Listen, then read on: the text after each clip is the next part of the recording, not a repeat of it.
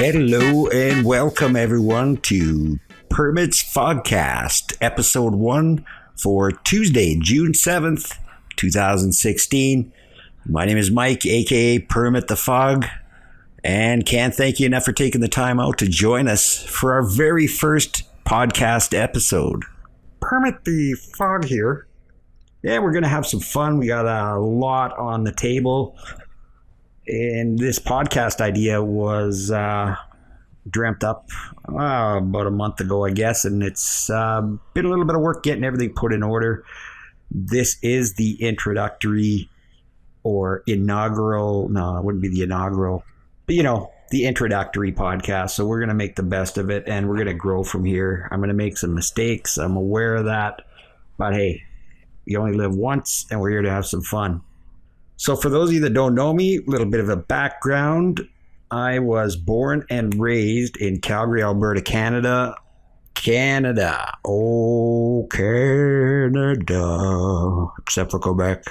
I'm just an ordinary guy. I put my pants on one leg at a time. Yeah, Canada, where the men are men and the moose are nervous. Anyways, Canada, home of the monopoly money. And as far as our American friends are concerned, we do live in igloos, we do vape maple syrup, and we lawn bowl with moose poop.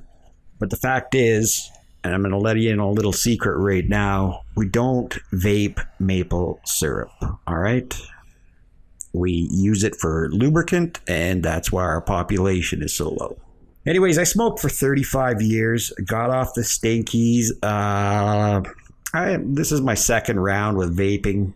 We'll get into that a little bit later, but as of July of 2015, so almost a year ago, I got heavy into vaping and dropped cigarettes for good. I haven't touched cigarettes since that point. I lost a grandmother. I witnessed a brutal battle with lung cancer for almost 5 years with her, and it was pretty devastating. But being the moron that I am, I continued to smoke for several years following that. Almost everybody in my entire family and those around me smoked at some point.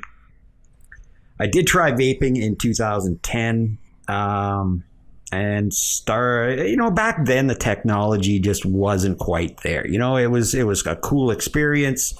Little Cardos 2.3, 2.5 ohm Cardos on an Ego battery or a 910 battery, and it didn't cut it. I mean, at that time too, a lot of stuff we were ordering from China, much like we do now, but back then it was waiting for juices and things of that nature.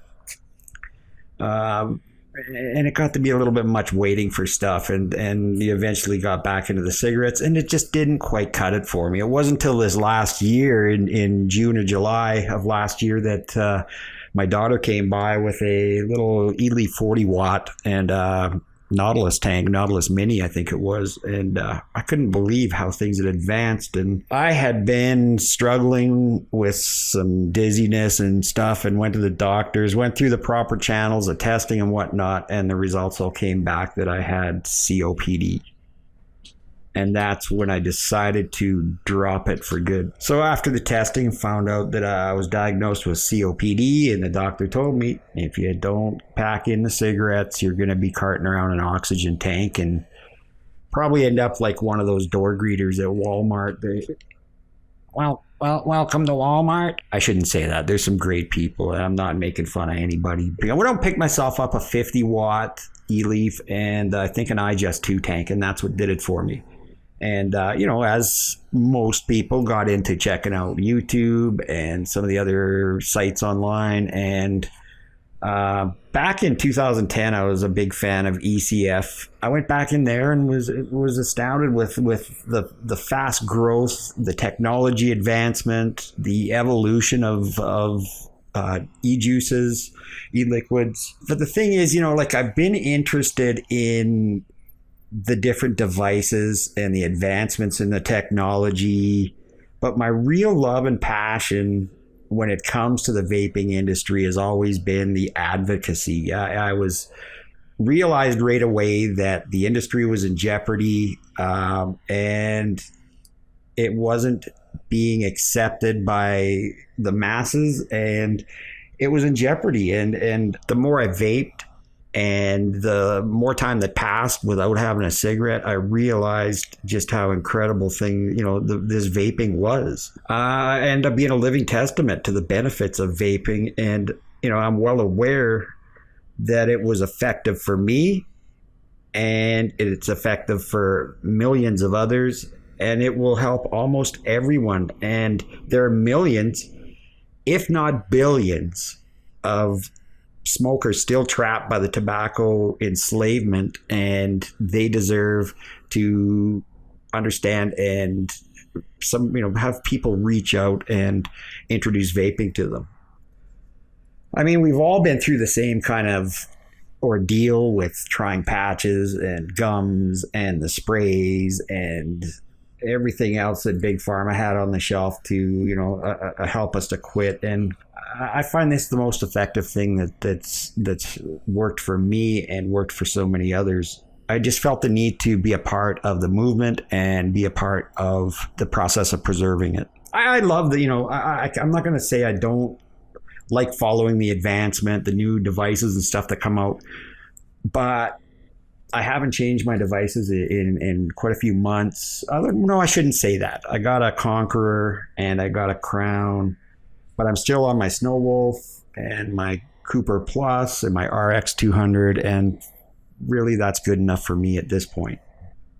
I'm more into what's going to help out there at this point. When I got into vaping in 2010, I realized at some point, like I said, I was ordering juices and whatnot from China, and little did I know how incredibly crappy the Chinese e-juices are. I didn't know any better. I didn't search into that. It was tough to get stuff across the border, but the guy that I was dealing with, he would send it as a zero nic flavor, and it usually got through. I never had any hassles, but at that time I thought it was pretty good. Some of the crazy flavors like Red Bull and Dr. Pepper and cola and cherry and strawberry, and I thought that was the cat's ass. The idea of this first, or my introductory Permit the Fog podcast, if you will, may to some be about as exciting as maybe the 1956 lawn bowling national championships, or maybe even the 1997 World Paint Drying Expo. But the point is, it's simply just a setup for good things to come. I want to utilize this episode just to introduce the nature of the show and to display like the blueprint for the foundation and the structure that we intend to build with this podcast. And you see, the vaping industry today is it's facing a real great uncertainty, and it's almost as foggy and as hazy as most vape shops around the world right now. Those who follow me on some of the YouTube shows and whatnot, I've been repeatedly saying for almost the entire last year that each and every person who has benefited from vaping and believes in its true effectiveness has a duty, a solemn duty. We each must take action and let our voices be heard. We just can't sit back and wait to see what happens next, nor can we even take a minute and think that there's enough vapors out there that, our voice doesn't really have to be out there. That's nonsense. We all have to stand up and let it be known what an incredible advancement this is. This could literally wipe out tobacco as we know it. And it's more important than just, donating a few dollars to a cause and feel that we've done our job, that we've contributed. It's a lot more than that. And it would be almost to the same effect as, you work hard, you go out and you buy a new car or a new truck, and you want to look after it and you want to make sure that it's safe and that nobody's going to come and take that from you. And it's almost the same sort of thing. It's something that means something deeply to a lot of us, and we need to preserve it. And and in no way is this a shot at our US friends and their situation down there, but let's just take that as an example. Like 2 years ago, it was announced that the FDA would be releasing the deeming regulations. Okay, so a lot of people rallied and started preparing. There was some great groups that started and are in full swing right now, not blowing smoke. CASAW has always been the backbone. You get into the trades and SAFADA and whatnot. And there's a lot of also independent vapors out there. Nick Green, the guy always talks advocacy, and there's many of them. But for the most part, the larger number seem to just kind of sit idly and do absolutely nothing. And at the same time, the number of vapors grew exponentially, and little was done to educate them as to what was to come. So here we are now, and as of around the beginning of May, the FDA did drop those deeming regulations, and we'll get into that in another show, but it's a far overreach in a lot of areas, and they're really bullying the situation in my opinion. But it happened, and the reaction was, people were just shocked and astounded. I think that they just kind of figured that, I don't know what it is. I'm like I said, I'm not downplaying them. I'm not taking a shot at them, because realistically, that's what's happening all over the place. And even in Canada here, there was some action down east at the later part of last year with Quebec, and then the bill in Ontario and whatnot.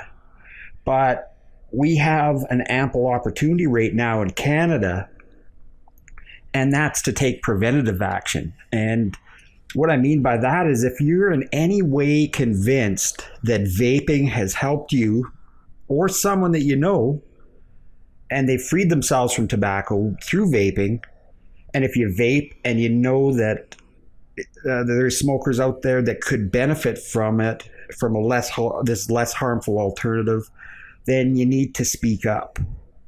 Contact MLAs, MPs, contact city or town officials, and tell them your story. Tell them ahead of time what vaping has done for you and what it's done for your health and your overall well-being.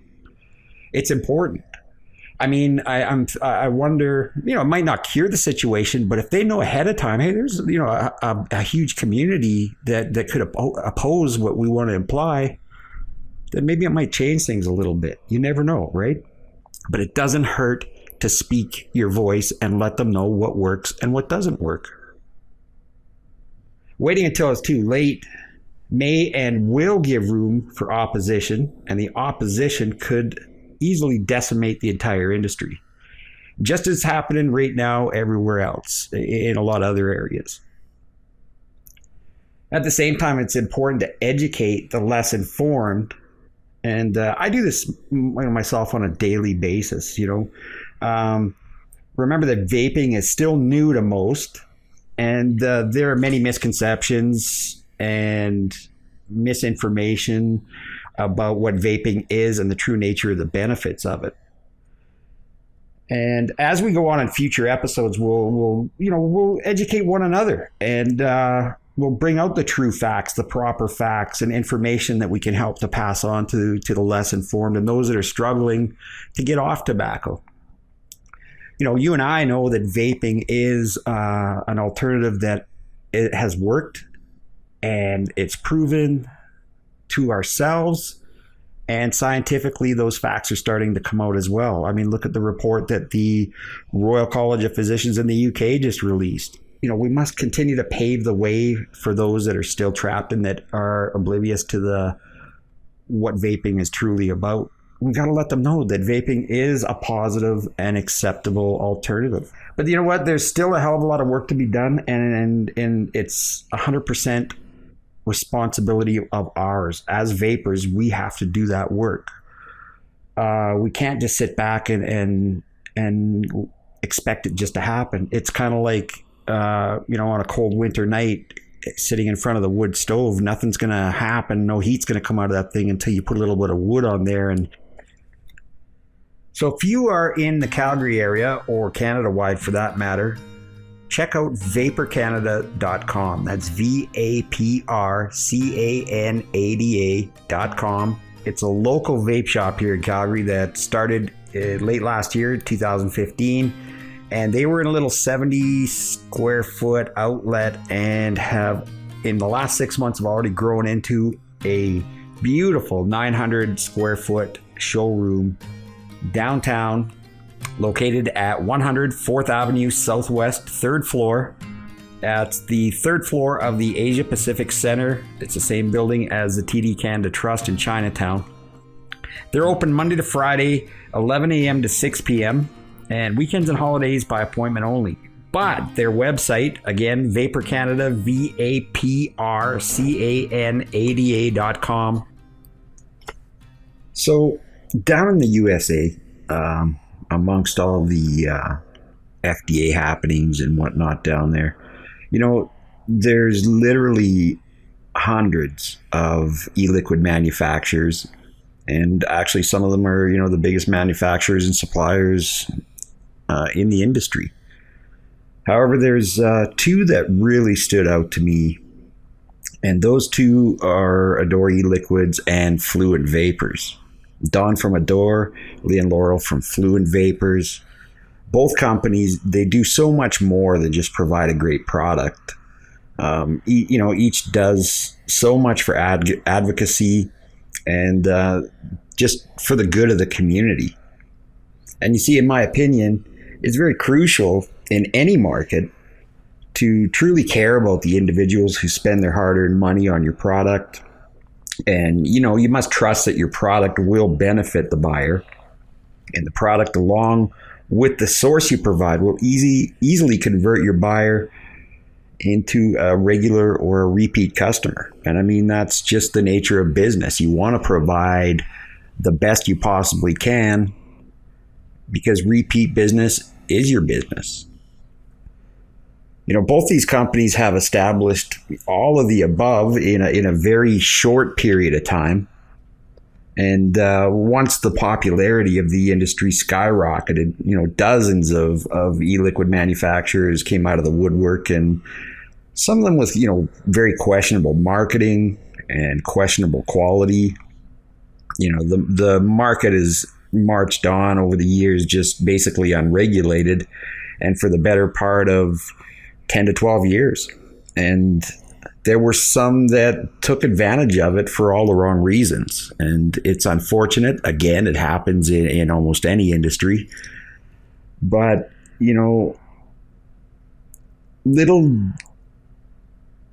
I have a lot of respect for companies that are about the community and are all about the customers and treat them as if they were something very special. That's something that seems to have gone under the pile in business these days. We live in a corporate society, and it's cookie cutter businesses, it's chains, and it's not the same as it used to be. Mom and pop shops have been phased out, and there's very few true blue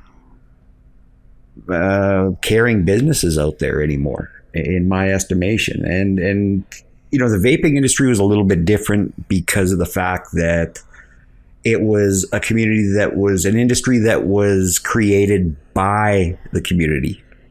So there are some mom and pop shops out there, a lot of vendors and whatnot, but it seems that mass manufacturers have kind of taken over the e-liquid market and whatnot. There's still some great independent companies out there, but little do most of you know that Canada has its own shining star as well within the vaping industry. And this is my honest opinion. This isn't from anything else other than my heart.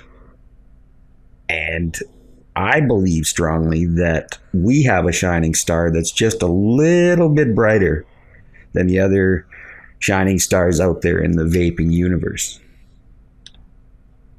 At the beginning of my podcast, during the introduction, you may have heard this podcast is brought to you by jugheads.co. Well, I'm happy to tell you that Jugheads is, in my opinion, that shining star. Each of us goes through life, and when we encounter something that we absolutely love or believe strongly in, we want to share it with whoever cares to listen. Sharing Jugheads with the world is something I choose to do. I confronted them,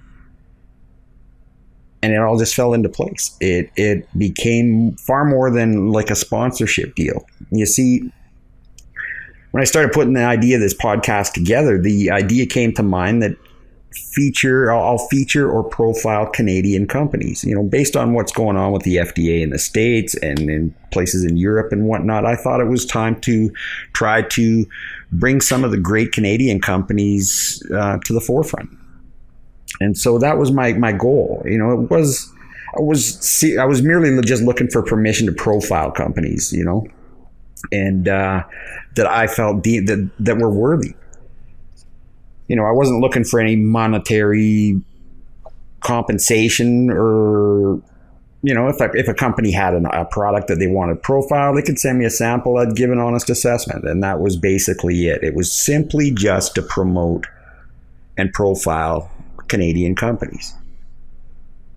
I wasn't looking for like free e-juice either. I mean, I'm a DIY guy, and at any given time, I've got 300 to 500 milliliters of juice sitting around steeping, and I don't need any freebies. So that wasn't the reason for it. It was the nature of this podcast is to keep things honest, keep things truthful, inform and educate and advocate. And so this all just became part and parcel. I've dealt with quite a few Canadian companies, and there are some that I felt were worthy of being profiled and getting their name out there. Well, Jugheads was the first company that I approached, and it was for several different reasons. Jugheads is in fact an original cornerstone of the history in the vaping in Canada. They've been sending out handcrafted e-liquids for almost 6 years now. Matter of fact, they were the first e-juice company. I had got some stuff in from China, but the very first North American e-juice or local e-juice company came from Jugheads. And they are they have an enormous loyal following, and many that ordered on day one continue to do so today. And so it shows just what they are about. Jugheads is and always has been very humble, and quite honestly, don't have to hype up their product. They never even really speak of it. Juggies always firmly believed in letting the product speak for itself. And based on their following and the growth, as well as lasting as long as they have, those little jugs of liquid gold speak volumes, obviously. Jugheads meant something very special to me personally. They were, like I said, the first company that I purchased juice from back in 2011. They were local, basically in my backyard. They're only like 45 minutes to an hour north of where I am. And the interaction and the service and the effort to 100% satisfy meant to me everything. And I would definitely be a regular customer of Jughead's. I've had juices from dozens of companies, and some are excellent, some are mediocre at best, some $15 for 30 mil, some closer to $30 for 30 mil. And there are very few, if any, that come close to the experience I've had while vaping Juggy's juices. And that's the honest truth. I'm not just going to sit here and blow vape up your ass and tell you how great they are and what the product is like. I mean, in my honest personal opinion, I could go on all day, but you simply need to experience Jughead's magic for yourself. Like I said, the product speaks for itself, and that's something that both Juggy and I truly believe in. You see, I've always been a little bit of, I'm not a firm believer in e-juice reviews. It's good to know what companies are putting out what flavors, but when somebody sits there and tells you what they're experiencing, we don't all experience the same thing when it comes to things like vaping and food and drink and whatnot. We all have our different palates, our different opinions, our different likes, our different dislikes. So it's good I always wanted to profile e-juices, but not necessarily give an account on what I experienced with it.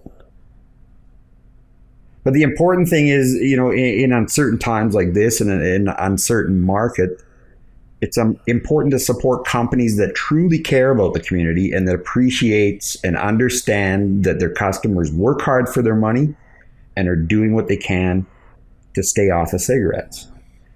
Supporting companies that are true advocates because they believe in the vaping alternative and want to get as many smokers away from traditional tobacco as possible. To me, that's important. That's huge. It's not a cash grab. We're involved in a multi-billion-dollar industry, and there's a lot of outfits out there cropping up just to grab a chunk of that change, and it's unfortunate. But like again, in any business, it always happens. And it's important that they make a top shelf product and keep it affordable for their customers. In the 6 years I've followed Jughead's, their prices haven't increased at all. Gas, packaging, shipping, etc., they've all increased, but Jughead's prices have never wavered. I'm deeply honored and truly grateful for this new association with Jughead's. It's this little company at the foot of the Canadian Rockies stands for everything I believe in. A simple email exchange to ask permission to profile Jughead's has turned into a mutually respectable relationship that represents the true nature of the vaping alternative and the industry. It was about friends helping friends and people helping people. And I'd like to see that trend continue. So, do yourself a favor and take a little time and just visit jugheads.co. I think you'll see for yourself what I'm talking about.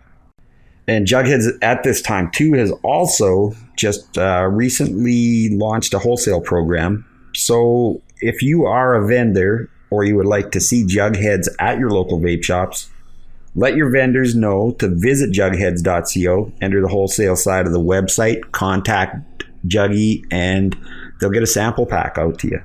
Lastly, Jugheads has generously given us some sample packs of their juices to give away.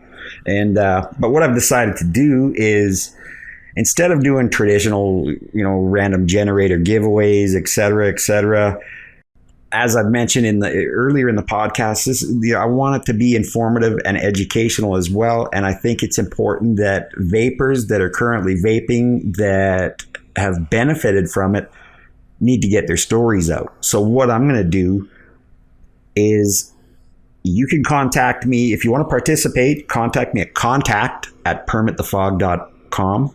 That's contact@permitthefog.com. Let me know when is the best time to get together and arrange to get an interview done with you, and your vaping story will be included in the podcast. So that's going to wrap things up for episode 1. I hope you enjoyed what we had to offer. I know it was a little on the boring side, but I promise you things are going to get a lot more fun starting next week when we actually have a segmented layout. And I can't thank you enough for tuning in and listening to me flap my gums for the last little while. Next week, we're going to have a look around the globe at the latest vape news and advocacy news. We're going to talk some new hardware and devices, and also our first installment of my vaping story. And there'll be some ranting and much, much more. And thank you to everybody for listening. Thank you very much to Vapor Canada, and a special thanks to my buddy Jugheads for all you do for the community. And until next week, keep smiling, keep healthy, and keep on vaping.